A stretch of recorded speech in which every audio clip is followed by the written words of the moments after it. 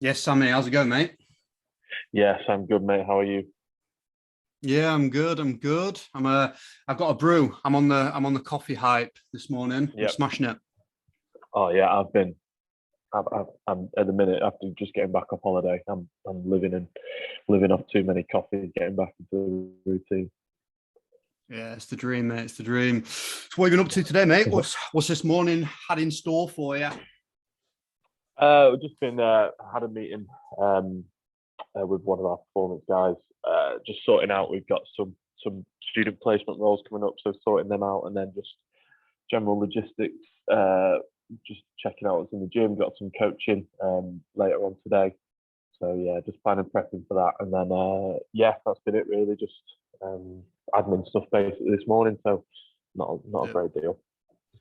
It's one of them. Mm. It's not always the funnest stuff, but it definitely sets the tone, doesn't it? It definitely kind of makes your life easier once coaching does come about.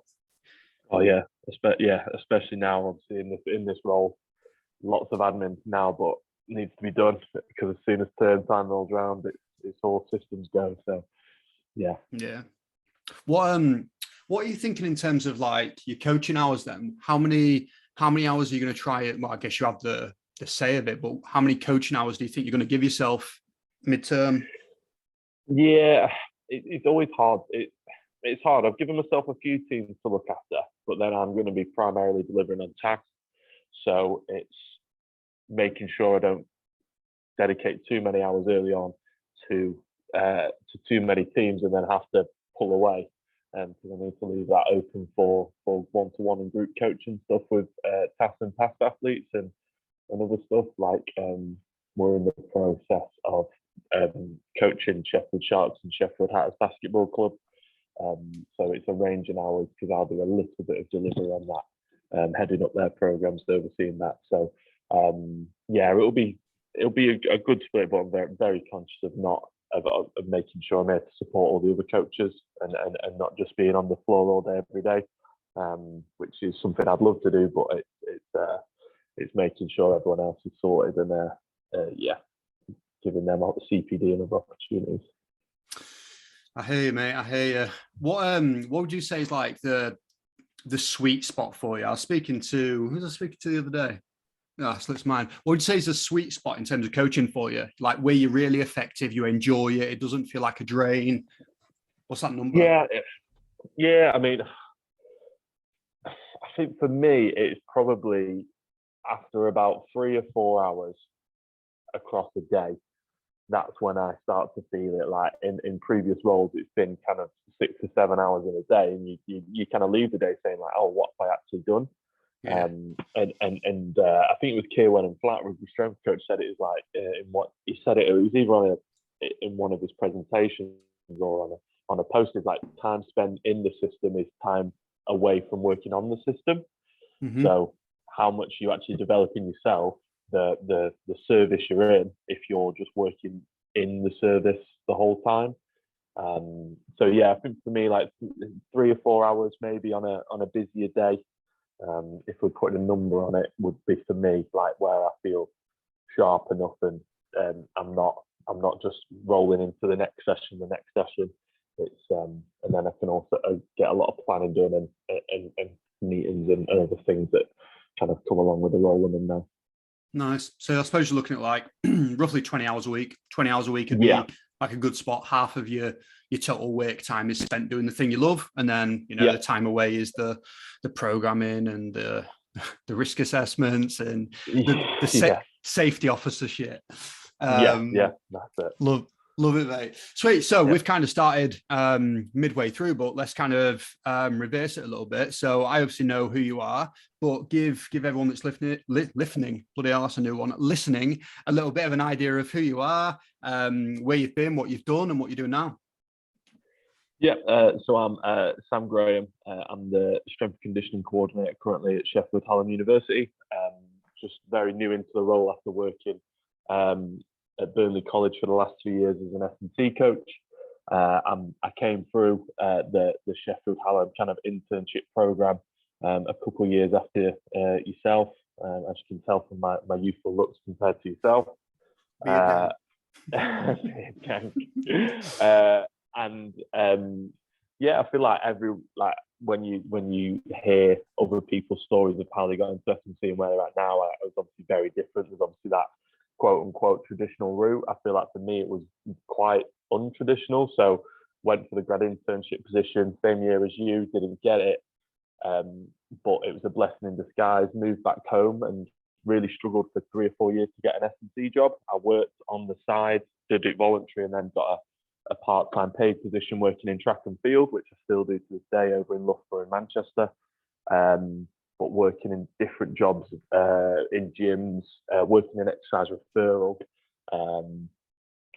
which helped me kind of get experience with different environments. And I really hold them experiences like valuable to me, because it's probably not what people imagine their route would be, and think when you get into strength and conditioning, you want to work with the very best athletes in high performance. But working in exercise referral, people with medical conditions, and getting that other side of things, and being able to adapt my coaching and my delivery to that helped massively when working with athletes, and going back into and getting that full-time S&C role helped me massively. So yeah, that's where I'm at the minute, hoping to get I've got my UKCA accredited, refit for some of the modules in September. So hoping to get that finally boxed off. Got my CSCS, did the master's program here at Hallam.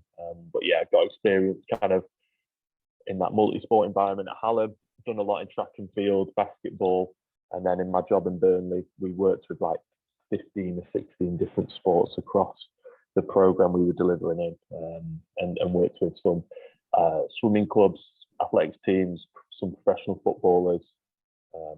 Yeah. Is there anything? I guess I'm kind of similar. You know, we've been around like a university setting, and you get a really wide variety of sports to work with. You get a wide variety of skill sets as well. You get some elite guys. You get some really kind of grassroots. Do you have like a special group or sport in mind where you're like, yeah, that's like your baby, that's the child, or not really? When I was at Hallam, I definitely had a sweet spot for basketball. I had a really a bit of a baptism of fire within that. I mean, for me, I played rugby, and initially when I got into rugby, and then everyone, big lads will get strong, will get fast. But working in a sport like basketball, really enjoyed it and really do enjoy it. But basically from finishing uni 2017, working in athletics, track and field, and working with kids now that I still work with, that I worked with in 2017 that I still work with now. I definitely consider like athletics something I'm extremely passionate about, and I consider that almost my little baby, because I hadn't had an experience in that beforehand. But then the sport in itself it's not like a team sport where there's some wishy-washy concepts on if someone's good or not, or it's a very unforgiving sport where you're either getting better or you're not. You've either PB'd, you're either faster, you're stronger, you're jumping further, you're jumping higher, or you're not, and that different circumstances depend on that. And that's where I had a big love for that. And it's a lot of process going into the result. There's a lot of like classic periodization stuff that you can do, but having going through the process and seeing, early off season, and there's lots of preparation building into winter season, summer season, and having that all that kind of come together and see the results at the end of it is something that I still get a real kind of buzz off with the athletes I work with. Like there's a lad I work with now, and I've worked with for the last couple of years. I put it on.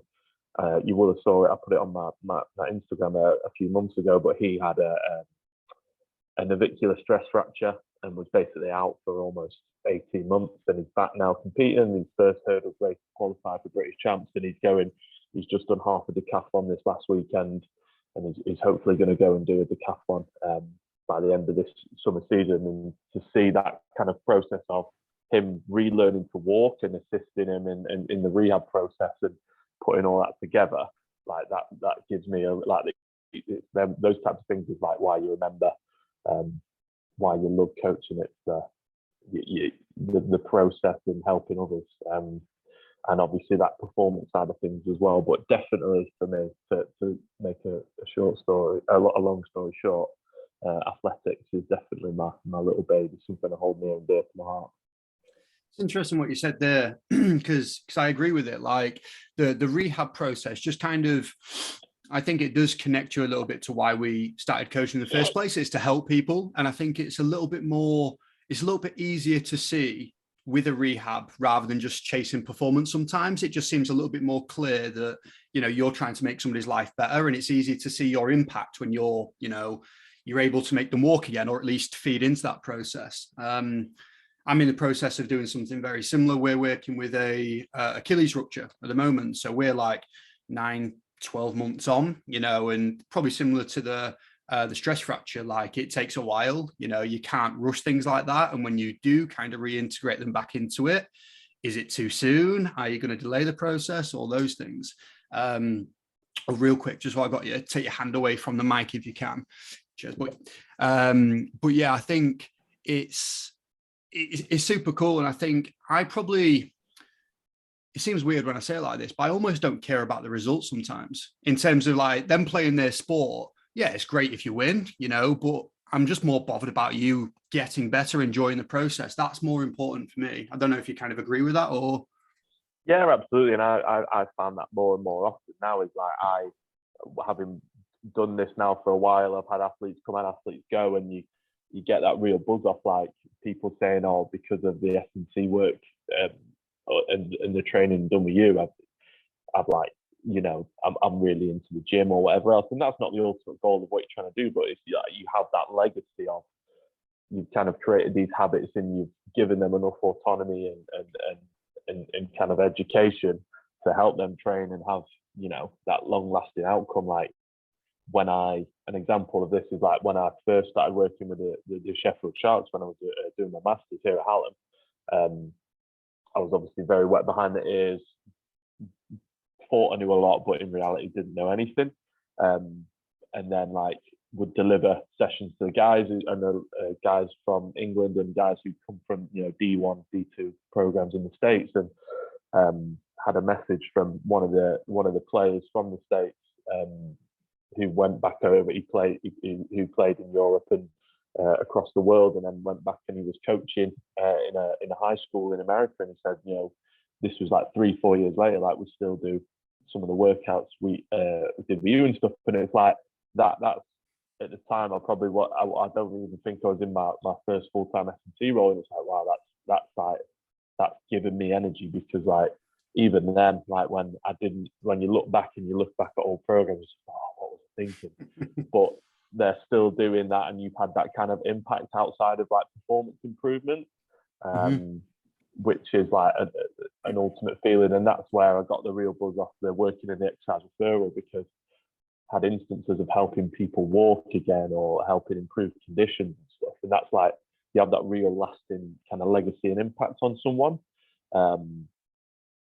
So like where I got the biggest amount of buy-in, especially with, I'll go back to a lot of time, I always go back to my athletics, but like where I got a lot of my buy-in and my kind of, my understanding and supporting of athletes was almost doing that, going above and beyond and going to track meets and being around the track and training, spending 5-6 hours at the track, not just in the gym, being there for them. And then we're going into the gym and you get an understanding of what they go through in the whole training process, not just you isolating yourself from a technical or sports coach. You're kind of involved around that whole process. So, I mean, I don't understand all kind of technical stuff in regards to sprint training, jumps training, anything else, but I feel like I have a baseline understanding, and I can communicate that to them effectively in the gym, which helps with buy-in, relating that back to sport performance. So, yeah. I do agree. Well, just going back to what you're saying a second ago with your basketball, saying they still do the programs. I had a situation like 2 months ago, it was one of those. It was a heart warmer. It was like, oh shit, got tears. Who's cutting onions? it was one of the lads who I used to coach a while ago. We spent, you know, a lot of time kind of around the education process of talking about, it was everything from S&C, but he sent me like a program that he'd written for himself, and like his thought process behind, this is how I've structured the week because you told me you don't want to pair this with this, and I've done that because the skill session. And I was like, fuck, like, here, like, you're an S&C coach now. And I was chuffed, mate, because that's ultimately what we're trying to do. We're trying to create self-sufficient athletes that can make really good decisions when you're not there, you know, and that for me was probably some of, you know, whether he was just saying it for the sake of it, just wanted my opinion, but it was so cool. But yeah, going back to your track and field stuff then, I want to pick your brains on this. So you did, I might be wrong here, did you do a little bit of throwing a while ago? Was that, or have I completely made that up? When I was in, a little bit when I was in high school, but not to any Fleeting. kind of, any, yeah. I think I'm thinking of going, I've not kind of put it out there yet, but once I'm done with rugby in a couple of years, I think I'll go back and do one type of throw of some sort, yet to be decided. But I did a little bit when I was younger. Yeah, sound. So I guess talk me through the research process, but more around people. So obviously you've got this job in track and field at Loughborough. Don't know whether you applied for it, don't know whether you got given it or it's a networking thing, but how did you go about kind of integrating yourself into this then, you know, to upskill yourself, actually see where is my role, all those types of things? Yeah, I mean, the stuff I do at Loughborough, it's not that I'm not hired by the uni. It's I work with athletes from Loughborough and athletes that train in Manchester, and it came from a group I'd worked with. And as they've got older, they've obviously all gone off to university, and they still want me connected to them, so I still support them. In terms of like the education piece, and it's obviously like the easy answer is you know, you go look at the research and you then map out, you know, you can make your classical periodization for the whole year. I think the big thing for me, and like what I said earlier, is speaking with technical coaches and seeing the performance, because like learning from track and field coaches, they see everything like very similar to an S&C coach in terms of like in their performance, what are they lacking? Is it a technical cue, or is it actually they've not got the physical quality to deliver that skill effectively? And that's where the kind of the blending of the two together, like one makes me really like and enjoy working in track and field, but then the education piece for me is always like experience goes above anything else.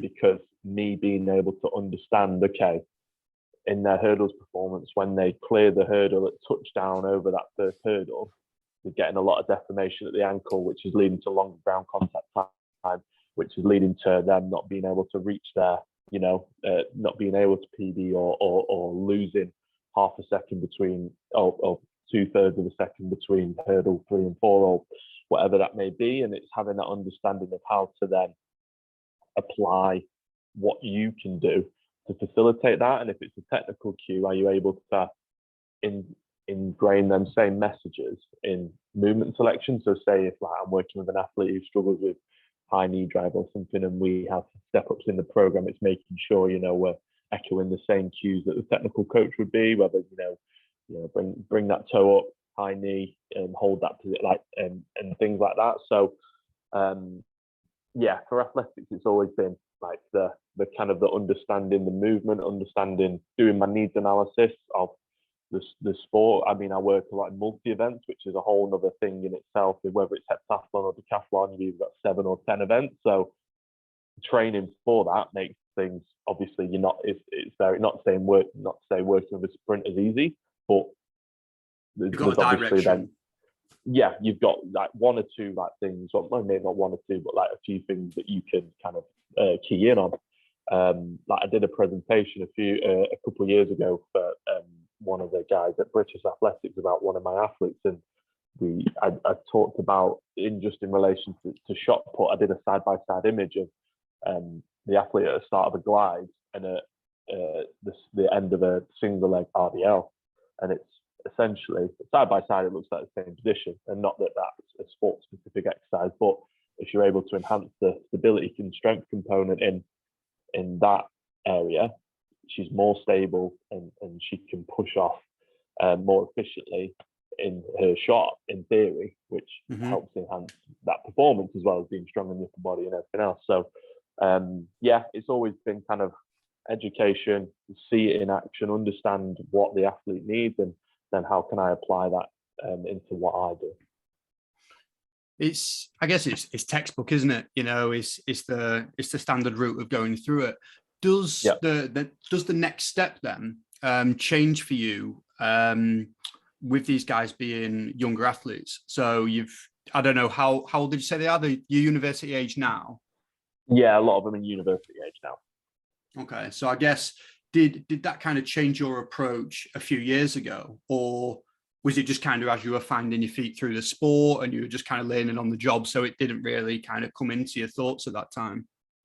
Yeah, I mean, a couple of years ago, it definitely did then change my thoughts. Early on, for a lot of them, it was general physical prep stuff. I'm a big fan of the 1x20 stuff. I'm sure as you've seen, and for a lot of them, well, for basically all my track and field guys, they've done it for at least a year at some point, and that kind of really allowed me to set the table in terms of developing those early on good movers. You know, looking at areas of dysfunction, addressing movement patterns, but then I'm not wasting, you know, certain modalities at too young of an age where, of course, they're going to adapt because I'm using really high intensity means of training. Whereas now I'm getting a lot more kind of, not to say it wouldn't have, it's not the only way to do it, but like when they're now physically matured more, they've been for a program for a year or two, they can really benefit now from those more kind of high intensity modes of training, whether that's putting in now Olympic lifting and the derivatives, or, you know, cluster sets, accommodating resistance, whatever it may be, the principle or the whatever it is that we're using. I feel like being able to set that table early on, and then now look at, okay, we can now really narrow our focus to look at these specific qualities and different things. And that's where, again, I then a couple of, like 3 or 4 years ago, I mean, I've always kind of used isometrics and stuff, and I'm a big fan of them. And that's where kind of some of the Alex Matera stuff then really came into the stuff I do, to look at, okay, now if I'm looking at stance phase running, which a lot of that is what it looks at, how can we train those qualities and look at the areas of the hip, knee, and the ankle, and facilitate adaptation that's similar. Just real quick, go back to your 1x20 stuff. Like, yes, with your what is the 1x20 giving you that other stuff doesn't? You know, and why would you kind of use that? Just for people that haven't kind of heard it, give us a little bit of a, you know, elevator pitch. Yeah, so 1x20 is kind of as simple as it says. It's one set of 20 reps of an exercise, and basically, I used it because in my scenario I was working with in athletics at the time, athletes were coming in either after they'd done all their track work, or some of them were coming before they did their track work. So I wanted to find a way of progressing athlete development, especially for those coming in beforehand, without fatiguing them for the technical training, which is the most important thing. So what I have a little system, and I'd send you the kind of the pitch for progression. But essentially, we start them on, you know, we can have anywhere from 10 to 20 movement patterns within a session, and we start them on. For me, it can be done in different ways, but we start them on really light loaded stuff. Have them complete 20 reps every week, or every other week. They need to progress the load, even if that's by 1 kilo, half a kilo, depending on the movement.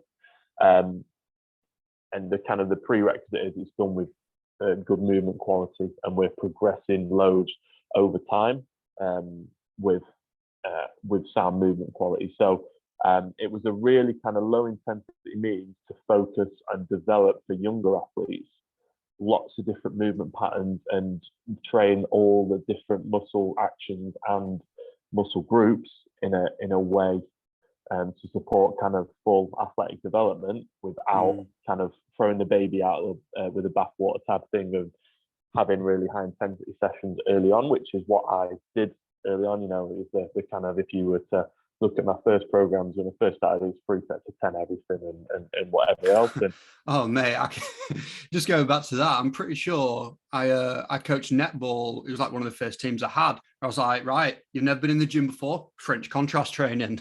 That's what you're having. Let's go. Yeah. Anyway, carry on.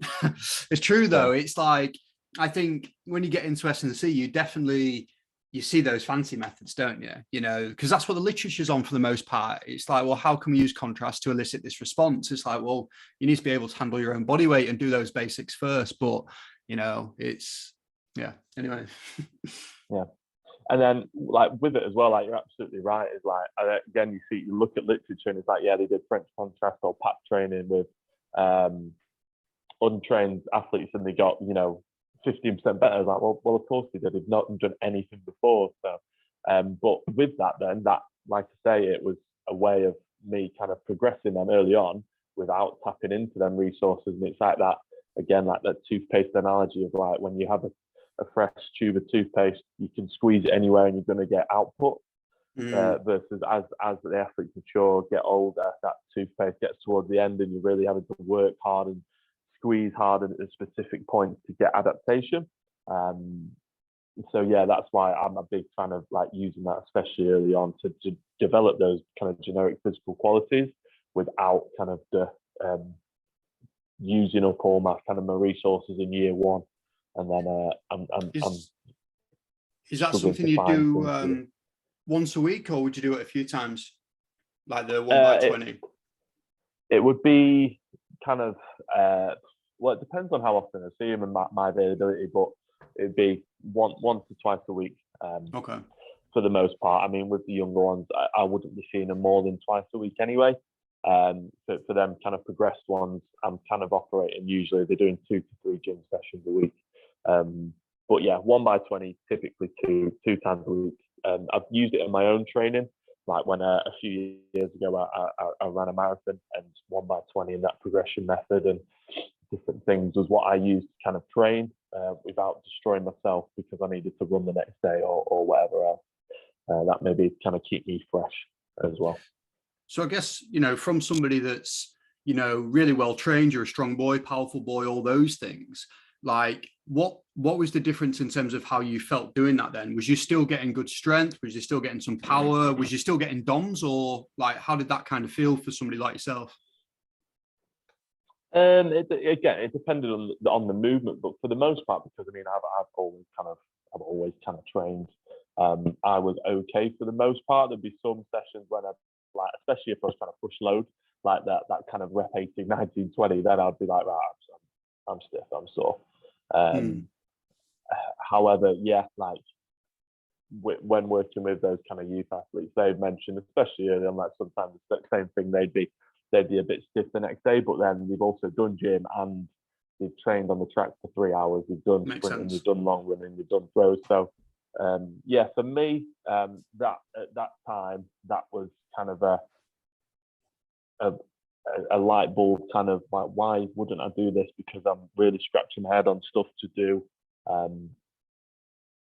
that's of benefit to them in the kind of constraints I had, where it was either they're at the end of a session, so they're knackered, or they're going out to the track afterwards. So yeah, and as that kind of progressed, I was able to kind of negotiate with track coaches a little bit more to have stuff done, gym stuff especially at the end, like to make sure that, again, the main focus is the technical component, but I'm not then affecting the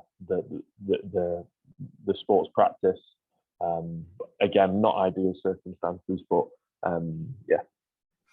I've always been curious. I think you're one of the only people I know, you know, within my close circle that's done the 1x20 from like a pure coaching standpoint. You know, if we think about a standard 3 sets of 10 or something, you know, as a coach, I'll see that set of 10, you know, you can obviously cue them during the set.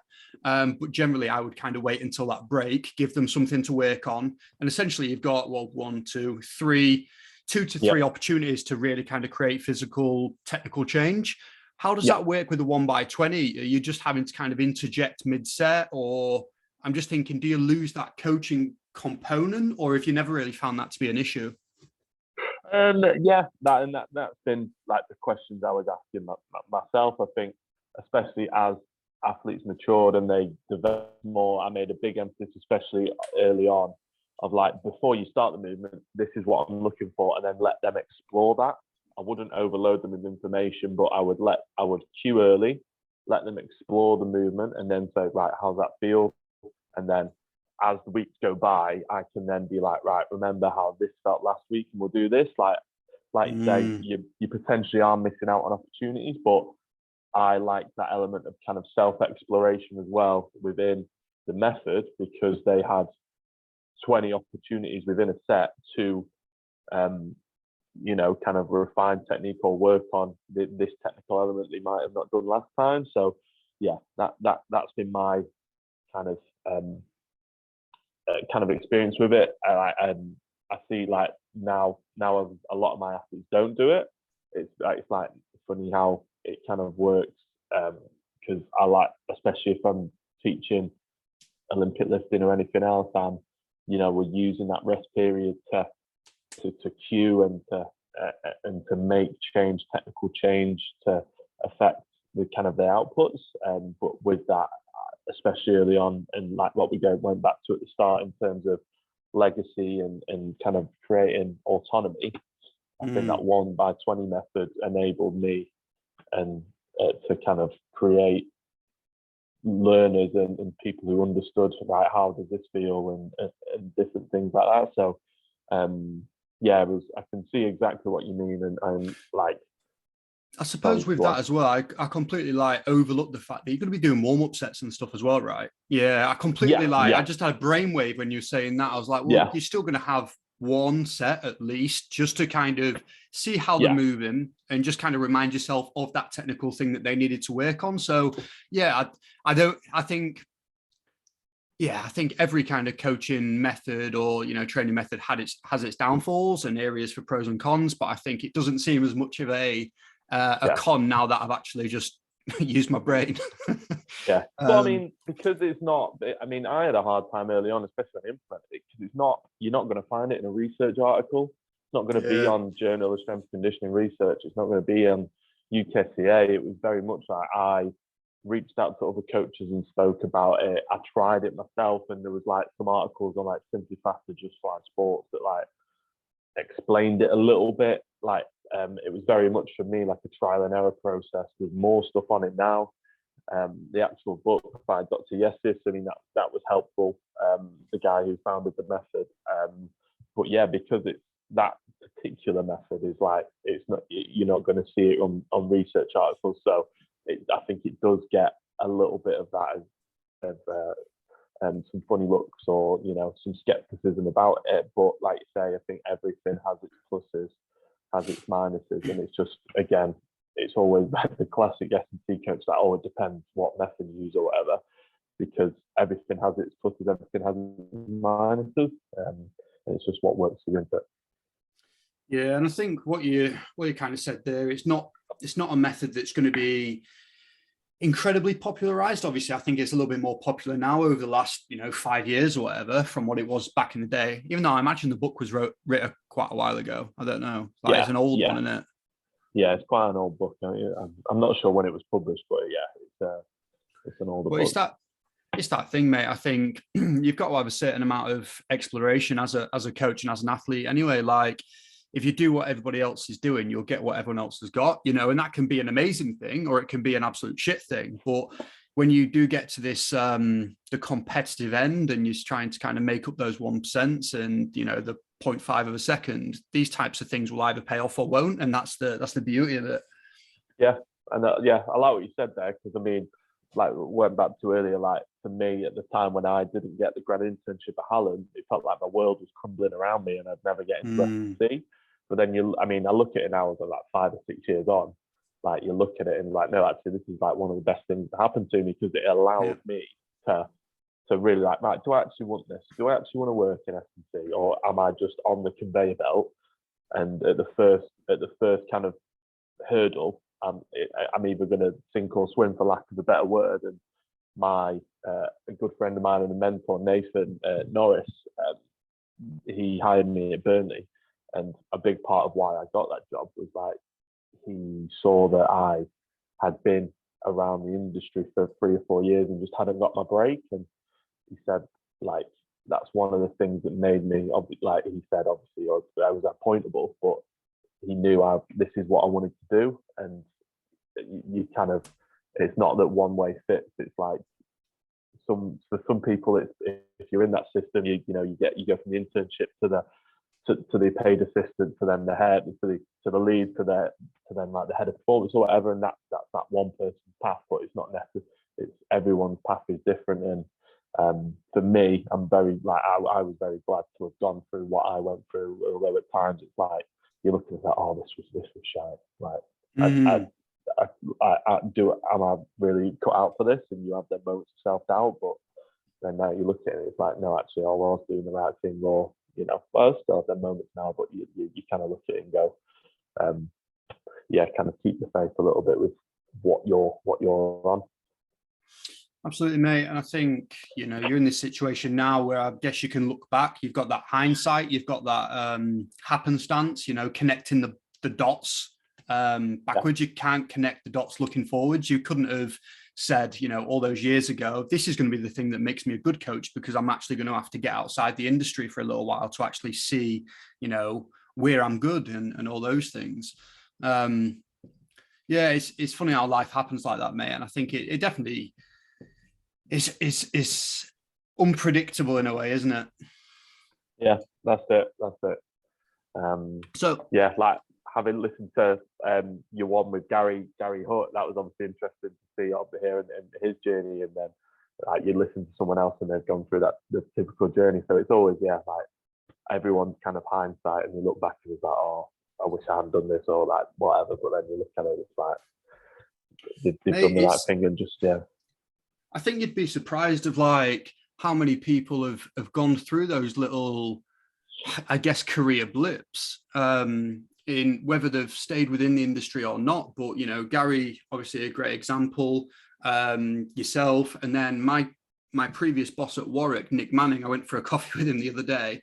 It was nice to catch up, but he was exactly the same. He was with GB short track at the IS. So like, basically ice skating, fast ice skating, for lack of a better scientific word, and towards the end of it had a pretty bad experience and ended up leaving. And I think I might get this wrong, but he was a car salesman after that for a good like 2 years of his life. And he was like, it wasn't great, I didn't enjoy it, but what it did kind of do is reinvigorate me for actually S&C is where I want to be, and went back to it, had a great time, ultimately left again. But I think I might try and get him on as well. I think he'd just be a funny one. He's a little bit of a weirdo. He's a weirdo like us, and that's always pays off. Yeah, that's it. It's like, it's always interesting to hear like how other people's kind of, because you see like a lot of these people who are like in the kind of the higher up positions, whether that's working professional sport or within an EIS, and you think, oh, they've just they've gone to uni, smashed uni first, and then got a job at EIS and kind of worked their way up. But for a lot of them, it's like say, it's very different. They might have left the field or taken a knock here, not got a job here, and did something for 5 years and then came back. And that's always kind of interesting, because again, I'm not, even though I'm in a job now and in this coordinator role, I'm happy. I don't think I've kind of scratched the surface on the industry almost, and I think it's that like, there's always something to look forward to or look towards, and hearing other people's kind of stories and everything else is always a little bit inspiring for me. Yeah, I was just thinking, on the topic of kind of not making it in certain roles, I've had like a fair few failed interviews that went horrendously, and like, oh, I'm so glad that videoing interviews isn't a thing, because I'd be a meme. I would honestly be a meme, like some of the shit that I'd come out with, and just like, fully just getting the science wrong in S&C, you know, like, yeah, I'm going to do an aerobic session. I'm going to do 5 seconds of work and then rest for 90 minutes. It's like, genuinely, that is the type of stuff I feel like I've come out with when when I knew better, but in the moment, I just fucked it. Yeah, I've had a fair few. I can remember it's an interesting one, actually. Like, I had an interview at the EIS, and some of the feedback I got was, well, it's fucking, I had two pieces of feedback. One was, I just expected better. Oh, mate, my heart fell out. But, yeah, it was a bad one. But you know what? It was like, it's obviously a critical bit of feedback, but it was like a good one in itself because they had high standards at that point. It did kind of give me a little bit of an opportunity to look at myself and be like, what are you doing? Like, what was your prep for this? And then the second one, which I thought was really interesting and something that doesn't really get spoken about much as well, is he said, from the other side of the table, it seemed like you were trying to be the person you thought we wanted you to be rather than being yourself. And I was like, fuck, you're right. Like, that's exactly what I was trying to be. I was trying to be what I thought a perfect EIS practitioner was. And it doesn't exist, you know, it doesn't exist. You look within them, there's definitely a little bit of a mold of the type of people, but there's definitely variance within that. You ever had anything like that? Has there ever been any sort of like, ugh? I had early on after there's been a few. I mean, I had an interview at like a boarding school, and it was just primarily to work within the rugby team at that boarding school. And then I was like, just left uni. I don't even think I'd left uni yet. And I was sat down. There was a head physio, head of performance, head rugby, head S&C, and I'm delivering a presentation and done a full session and was there for a full day. And then I was like, it didn't go great. I got grilled. They didn't like any of my presentation. And then I'd been there for the full day. I didn't drive at the time. So I got the train there. I got a taxi, train back, like taxi back. And the whole day must have cost me nearly like 200, 300 quid. The next day, they rang me and it was a 2-minute conversation about why I didn't get the job, no feedback or anything else. And that was like, it was like, is this it? Like, is this the industry? And then there's just like plenty of occasions where like you're like, I think all of us or most of us do it, or I might be by myself, is where like you apply for a job, you go for an interview, you plan your life then. It's like, I'll live here.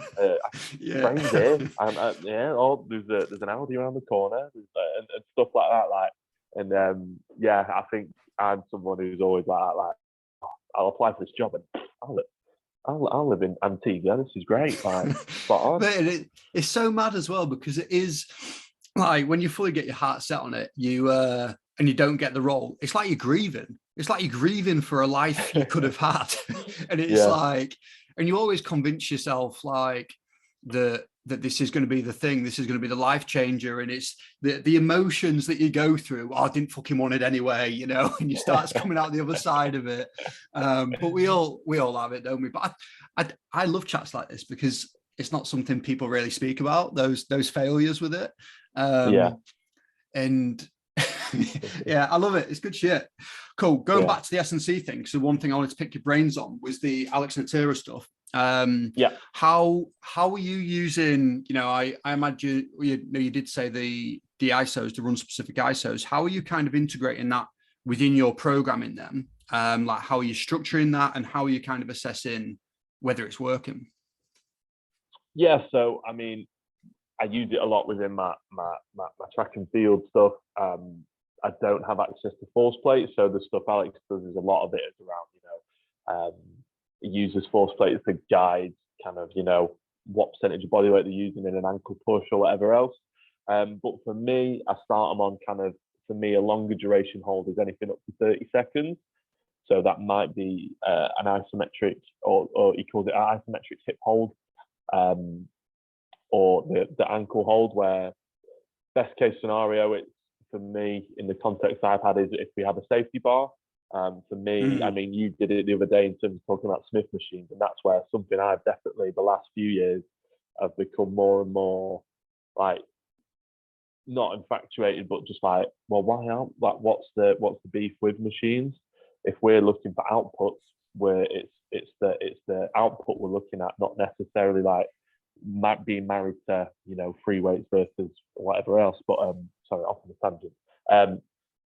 But I would then go into the kind of your classical the kind of the progression is, well, not progression, but he will go from holds to pushes to switches to catches, and that can be years down the line. I think he talked about before in his presentation on ISOs. There's lots of stuff he has out now. Like if you don't know, it's definitely something you should go and look into.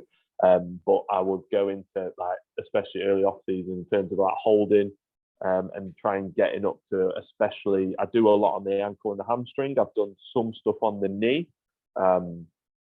But just within sessions, I've focused on different things, and for me, kind of hamstring and ankle is where I've been able to get the most output. But we would go on to holds. I'd progress that down till we get to about 8 to 6 second holds with 1.5 to 2 times body weight, depending on the person. And then we would go into pushes, which is your more typical kind of overcoming ISO, which would get used more in getting close towards competition period for that big strength adaptation. And then the switches, I've not actually got to really use the catches before, but the switches, so say if I use the hamstring as an example, they would have loads on their hips, and then they would be switching, they'd have their upper back on one bench, the heels on the other, and they would just be switching legs in that. So it's kind of that contract relax of the hamstring during a hamstring bridge. So it, in theory, mimics similar to the action of running for the hamstrings anyway, in terms of the contraction type. And then same with the calves. Again, I go to a push for maximal effort. So we're getting high, kind of working on peak force of that, the calf ankle complex, and I'll attack that from kind of 2 areas, especially with the ankle. Is like I'll work on the peak force and rate of force development part of that, but also a big proponent is just your basic capacity work for the calf, for the foot and ankle, with single leg calf raises, seated calf raises, and just attacking that area. And then progressing through to the switches. I've not got to a point where I've used catches. I think I'd want to use like Smith machines and stuff for that, to be really safe with loading and everything else, rather than safety bars and other things. Yeah, I think with that, the Alex Natera stuff that he's putting out around the isometric stuff, for me, it kind of opened my eyes to that as a training method, and obviously it speaks more around the run specific stuff. That's kind of the population he's working with. But it just got me thinking around the ways we can use that in other sports, just going back to what you were saying before around like shot put, there's going to be a point at which the shot needs to leave the shoulder or the hand. And there's an element of where you need massive amounts of peak force, and can we replicate certain bits of that position in the gym to get that, and obviously you're treading that line between sport specific and what is too much, what's not enough. Are we changing the actual skill itself and all those things? Yeah. What's your thoughts on that? Have you tried to use it like in something other than running?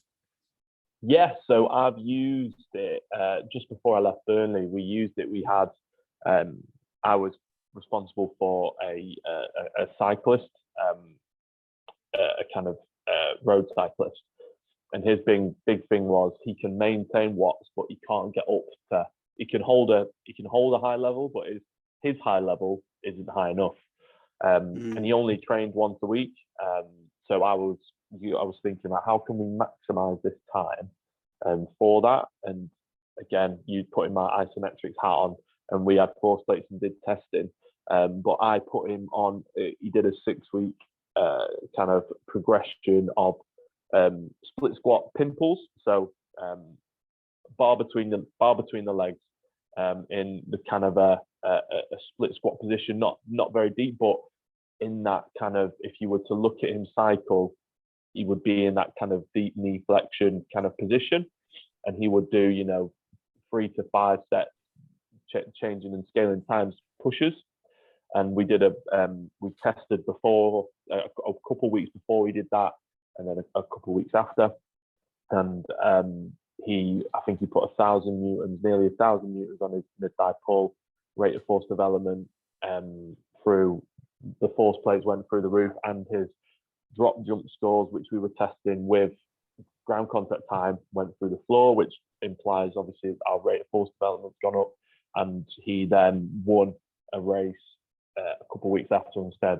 He was hitting watts he's never hit before, and that for me was like really eye-opening, because that was one session a week of him. Like that was his kind of, for me, like, and as I coached him through that, that was like this.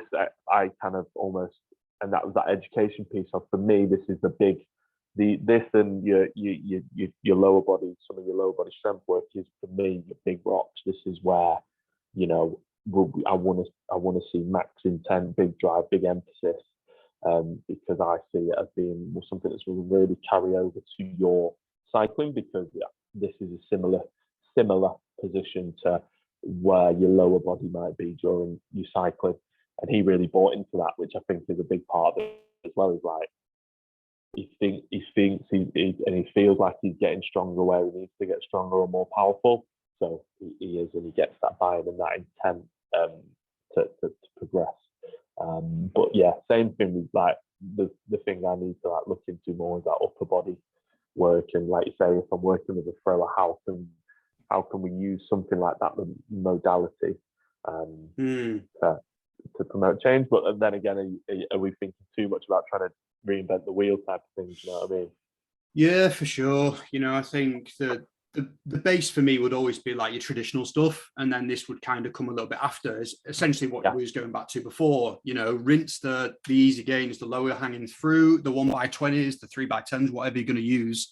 But it's got me thinking, like, that what you said there around your road cyclist. So I've got a cross-country mountain biker who, very similar situation to kind of road cycling in a sense that power to weight ratio is going to be huge. And she looks at a barbell and she gains muscle. She's one of the lucky ones, and we don't want that. She's strong as an ox. But I think that's something we're going to look at implementing over the next few years. We've basically got 2 years to get to where we want it to be. And I think that's going to be something I start playing around with. And I guess I'm going to have to get creative with setups and all that type of things. The gym I'm in I'd love to use a leg press, mate, to be honest with you. Like, I think going back to the machine thing, we don't have a leg press, we don't have a Smith machine. So everything that we set up just takes a little bit longer. It's a little bit faffier.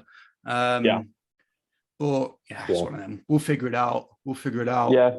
I mean, like I say, for my track and field stuff, I don't have obviously, I'm not flush with cash, so I don't have a force plate that I can just buy. But what I did, because I wanted to assess isometric strength first of all, but then actually it happened during COVID when I was training outside and everything else. Is that I want to use this. How can I use this effectively? So I just bought myself a crane scale, gym handle, and some like moving straps that you'd use to, obviously, if you're moving your sofa or whatever. And then I just get them to stand on a plate, hook themselves in, and we've got a mid-thigh pull, and I can gauge intensity then. There's more and more stuff readily available for that now. And in terms of setup time, that made things easier. When I've been working in a gym setting, it's been like you just load in a barbell past capacity. And I've had a few scenarios where you've then like just picked it up, and then it's like, right, well, we're getting stronger. And that's almost like you can almost then gauge that, can't you? And use that to assess progress. It's like, right, if I put 100 kilos on the bar at your mid-thigh pull position and you're pulling, and then the first couple of weeks you can't move it, and then one day you pick it up, like, oh, we're getting stronger. Like, let's put more load on, and stuff like that there. But yeah, definitely like leg press as well. Like, that's something I want to look at in terms of like the switches as well. So especially for like calf, is like you get them into that calf raise position and they're just switching in that position, and how that would work. Would that work? Yeah, that's something I need to look into as well. Sweet. Love it, mate. Cool. Right. I'm conscious of time, mate. I don't want to take up too much of your time today. So I just want to thank you for good chat, mate. I love just chatting about training and everything like that. I do. It's an opportunity to really kind of nerd out over different ideas. And I think, you know, you've definitely pushed me a little bit in the direction of the ISO stuff. I know that it wasn't a sales pitch by you. You're probably sponsored. You're going to give me a discount code. I wish. Yeah. But I do think that's something I was toying with it, and I think, fuck it, I'm just going to go with that for the cycling. So, but yeah, I just want to thank you for your time, mate. I hope you have a great day. Absolutely. I'm going to stick all your kind of details in the show notes below. So if people want to kind of catch up and see what you're doing on social media, they can head over and grab that. Yeah, awesome. Thank you very much, mate. Really enjoyed the chat. Cheers, pal. Bye. Cheers. Nice one, Web.